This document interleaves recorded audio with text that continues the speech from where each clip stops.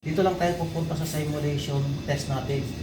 Kailangan lang sa preparation natin, ang control position natin nasa control room. Nasa control room. Saka ang speed control dial natin nasa stop condition. Pag hindi kasi ito naka-stop condition, nakita nyo sir yung green nyo, hindi naka-active. Tignan nyo sir, nawala yung green niya. Ngayon, pag naka-stop position ako, yan sir, pwede siya. Pwede siya ng finish engine, pwede siya ng standby condition, pero hindi pwede na naka-wheelhouse control siya. Ang gagawin nyo lang, i-click nyo lang sir yung output. Then magsasimulate na to sir ng overspeed na alarma nyo. Sa nag-test ko naman kasi sir, may susi kayo. Tapos yung susi, gagamitin nyo yung susi, ililipat yung address ng 110 yata yun o 111 kung maalala nyo pag nag-test ko. Pero pag may QE, ganito ang test, ang sistema sir ng inyong function test. Ayun. Nakita nyo sir, overspeed, shutdown, alarm niya. Ayan o. Shutdown, overspeed yung alarm niya. Ngayon, kung i-reset nyo, simulate test. dalawang pindot lang na magkasunod or long press ng 2 seconds. Ulitin ko kung saan ko siya hinanap sa, kunwari nandito ako sa page na to. Ang gagawin ko, pupunta ako ng simulation test, overspeed. Kailangan lang yung preparation niya na requirements niya. Itong requirements niya, mamit ko. Meron na pala dyan. Yes sir.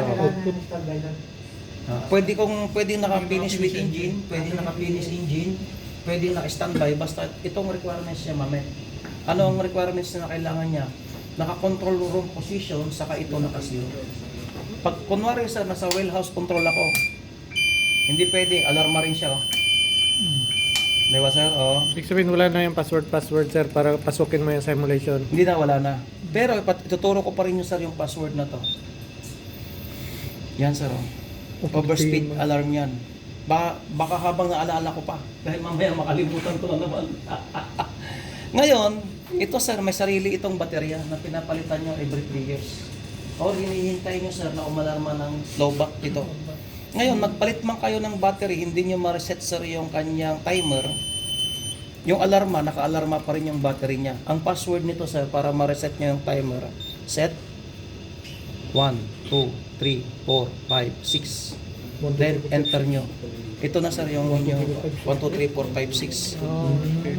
1, 2, 3, 4, 5, 6. Okay. 3, 4, 5, 6. Parang yung, ano ba yung compressor natin, yung 6 hour ba yun yung compressor natin, compressor? 6 na magkakasunod na 1. Then, enter nyo lang.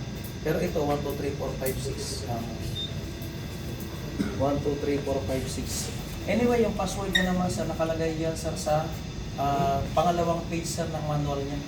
Pangalawang page. Pero just in case lang sir na hindi nyo makita yung tawag ba to, yung instruction manual.